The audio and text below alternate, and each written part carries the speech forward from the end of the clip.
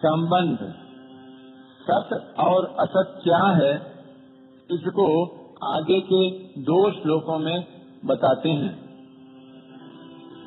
अविनाशी तु तद्वेद्धि येन सर्वमिदं ततं विनाशमव्ययस्यास्य न कश्चित् कर्तुमर्हति। 17वां श्लोक।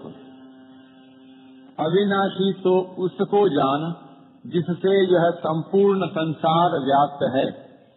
इस अविनाशी का विनाश कोई भी नहीं कर सकता। व्याख्या।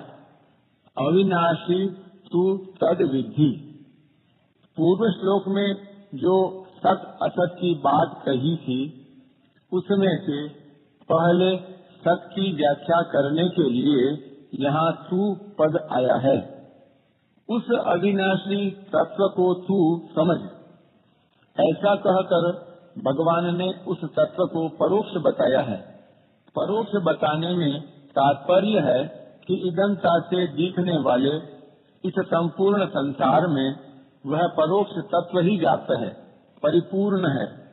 वास्तव में जो परिपूर्ण है वही है, और जो सामने संसार दिख रहा है यह नहीं है। यहाँ तत्पद से सत तत्व को परोक्ष रीति से कहने का तात्पर्य यह नहीं है कि वह तत्व बहुत दूर है, किंतु वह इंद्रियों और अंतःकरण का विषय नहीं है, इसलिए उसको परोक्ष रीति से कहा गया है। येन सर्वमिदं ततं। टिप्पणी। येन सर्वमिदं ततं, ये पद गीता में 3 बार आए हैं। उनमें से यहाँ 17वें श्लोक में ये पद शरीरी के लिए आए हैं कि इस शरीरी से यह संपूर्ण संसार व्याप्त है। यह बात सांख्य योग की दृष्टि से कही गई है। दूसरी बार ये पद 8वें अध्याय के 22वें श्लोक में आए हैं। वहाँ कहा गया है कि जिस ईश्वर से यह संपूर्ण संसार व्याप्त है वह अनन्य भक्ति से मिलता है।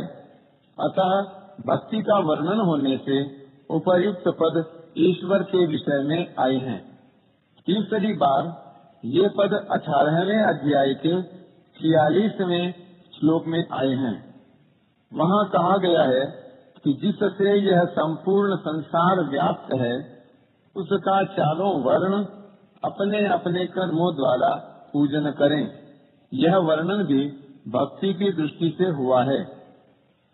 9वें अध्याय के 4थे श्लोक में राज विद्या का वर्णन करते हुए भगवान ने मया ततमिदं सर्वम पदों से कहा है कि यह संपूर्ण संसार मेरे से व्याप्त है।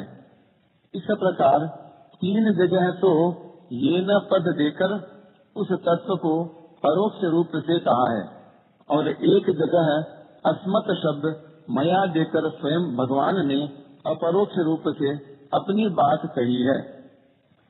जिसको परोक्ष कहा गया है उसी का वर्णन करते हैं कि यह सब का सब संसार उस नित्य तत्व से व्याप्त है।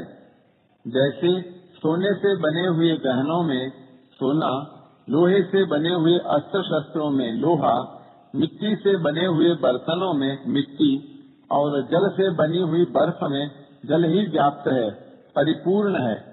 ऐसे ही संसार में वह सत तत्व ही व्याप्त है।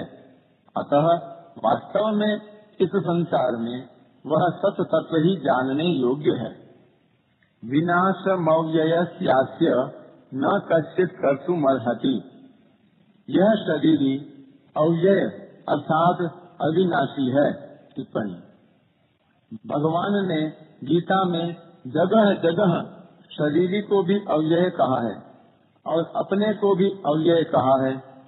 स्वरूप से दोनों अव्यय होने पर भी भगवान तो प्रकृति को अपने वश में करके स्वतंत्रता पूर्वक प्रकट और अंतर्धान होते हैं, और यह शरीरी प्रकृति के परवश होकर जन्मता और मरता रहता है, क्योंकि इसने शरीर को अपना मान रखा है। इस अविनाशी का कोई विनाश कर ही नहीं सकता, परंतु शरीर विनाशी है क्योंकि वह नित्य निरंतर विनाश की तरफ जा रहा है। अतः इस विनाशी के विनाश को कोई रोक ही नहीं सकता। तू सोचता है कि मैं युद्ध नहीं करूंगा तो ये नहीं मरेंगे, पर वास्तव में तेरे युद्ध करने से अथवा न करने से इस अविनाशी और विनाशी तत्व में कुछ फर्क नहीं पड़ेगा। अर्थात अविनाशी तो रहेगा ही और विनाशी का नाश होगा ही।